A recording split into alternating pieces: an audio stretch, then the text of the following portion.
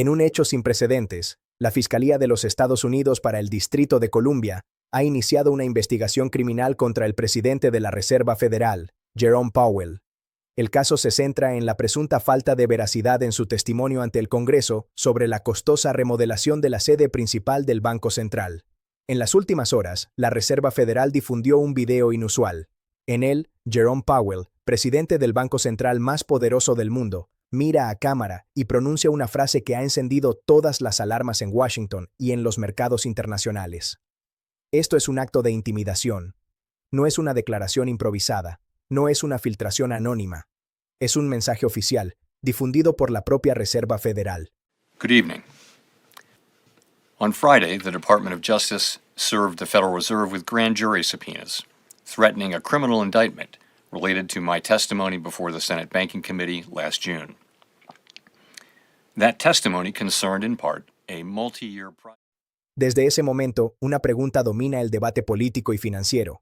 ¿Está siendo presionado el presidente de la Reserva Federal desde el poder político? Ese video marca el inicio visible de una crisis institucional sin precedentes recientes. Porque por primera vez en décadas, el presidente de la Reserva Federal está bajo investigación criminal. Y lo que está en juego no es solo el futuro de Jerome Powell, está en juego la independencia del Banco Central, y con ella la estabilidad económica de Estados Unidos y del sistema financiero global. Para entender cómo se llegó a este punto, hay que retroceder varios meses. El origen de esta historia no está en una decisión sobre tasas de interés.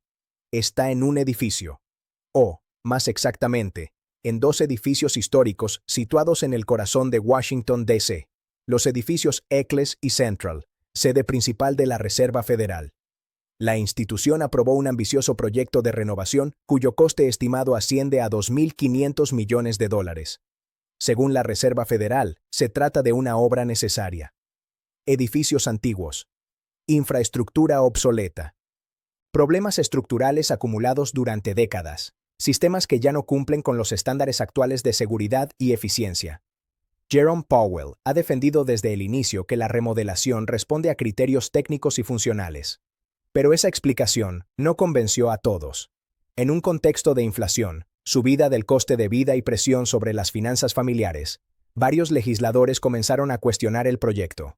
Desde sectores del Partido Republicano surgieron acusaciones graves. Se habló de posibles elementos de lujo, de espacios exclusivos, de instalaciones que irían más allá de una simple modernización técnica. Estas dudas llevaron a que Jerome Powell fuera citado a comparecer ante el Comité Bancario del Senado en junio de 2025. Fue una audiencia tensa. Durante esa comparecencia, Powell fue interrogado directamente sobre el alcance real de la remodelación. Negó de forma tajante que el proyecto incluyera lujos, negó la instalación de mármol nuevo, negó ascensores especiales, negó jardines en azoteas o terrazas privadas. Calificó esas descripciones como engañosas e inexactas. Ese testimonio, prestado bajo juramento, es ahora el centro de la tormenta.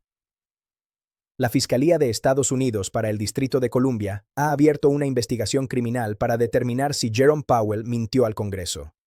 La investigación está supervisada por la fiscal Jeanine Pirro y se centra en un punto clave. Si el presidente de la Reserva Federal fue completamente veraz en sus declaraciones. Mentir al Congreso es un delito federal. No importa el cargo. No importa la institución. La ley es clara. Por ahora, no hay cargos formales.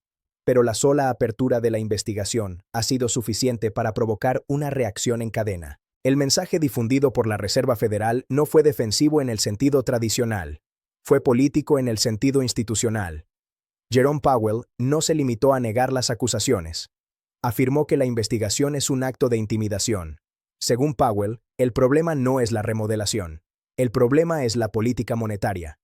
En el video, Powell sostiene que ha sido presionado por el presidente Donald Trump para recortar las tasas de interés.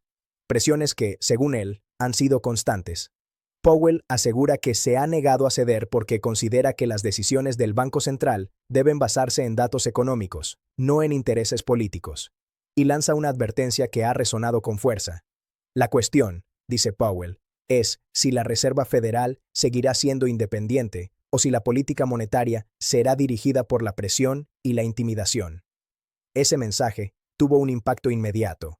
Los mercados reaccionaron el mismo día. El 12 de enero de 2026, el dólar estadounidense cayó un 0.3%, situándose su índice en 98.899. No es una caída dramática, pero es una señal clara de inquietud. Al mismo tiempo, el oro se disparó. El metal precioso, considerado refugio en tiempos de incertidumbre, alcanzó un récord histórico, más de $4.560 por onza. Los inversores buscaron protección. Analistas financieros coinciden en que estos movimientos reflejan una preocupación profunda, la posibilidad de que la independencia de la Reserva Federal esté siendo erosionada.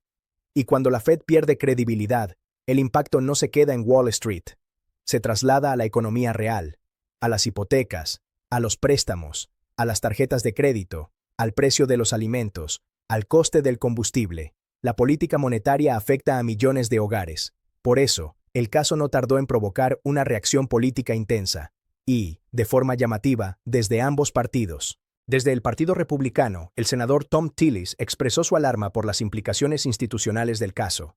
Afirmó que la independencia de la Reserva Federal es un pilar del sistema económico estadounidense, y anunció que bloqueará la confirmación de cualquier nuevo nominado para la Fed hasta que la situación legal se aclare.